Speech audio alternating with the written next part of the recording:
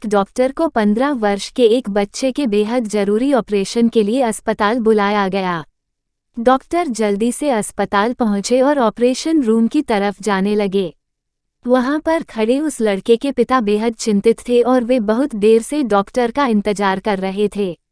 जैसे ही उस बच्चे के पिता ने डॉक्टर को देखा तो वे बोले, आपने आने में इतनी देर क्यों कर दी? क्या आपको पता नहीं कि मेरे बेटे की जान खतरे में है? आप लोग इतने गैर जिम्मेदार कैसे हो सकते हैं? डॉक्टर ने कहा, श्रीमान मुझे माफ़ कर दीजिए, मैं अस्पताल में नहीं था और जैसे ही मुझे फ़ोन आया मैंने जल्द से जल्द अस्पताल पहुंचने की कोशिश की है।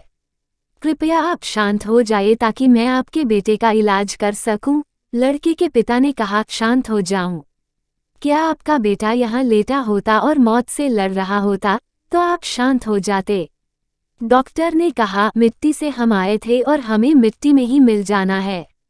डॉक्टर किसी के भी जीवन को लंबा नहीं कर सकते। श्रीमान आप भगवान से अपने बेटे के लिए प्रार्थना कीजिए, हम अपनी पूरी कोशिश करेंगे कि आपके बेटे को हम अपनी पूरी कोशिश करेंगे कि आपके बेटे को कुछ न हो। लड़के के पिता ने मन ही मन कहा, जब तक आप उस योजक चिन्ह परिस्थिति से गुजरे हो तब तक उसके बारे में उपदेश देना आसान है। कुछ घंटों के ऑपरेशन के बाद डॉक्टर बाहर आए और लड़के के पिता को कहा, भगवान का शुक्र है कि आपका सुरक्षित है। आपको कुछ भी पूछना हो तो कृपया नर्स से पूछ लीजिएगा।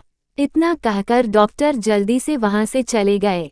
लड़के के पिता ने पास में खड़ी नर्स से कहा, कितने घमंडी डॉक्टर है, क्या वे कुछ मिनटों के लिए नहीं रुक सकते थे? मुझे मेरे बेटे की स्थिति के बारे में जानना है। नर्स की आंखों में आंसू थे।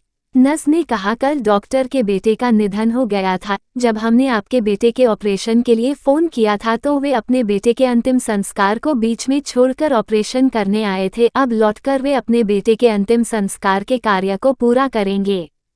हर व्यक्ति की अपनी कहानी होती है और हम उनके जीवन की परिस्थितियों के बारे में नहीं जानते, इसलिए उनके व्यवहार के बारे में हमें निर्णय लेने का कोई अधिकार नहीं।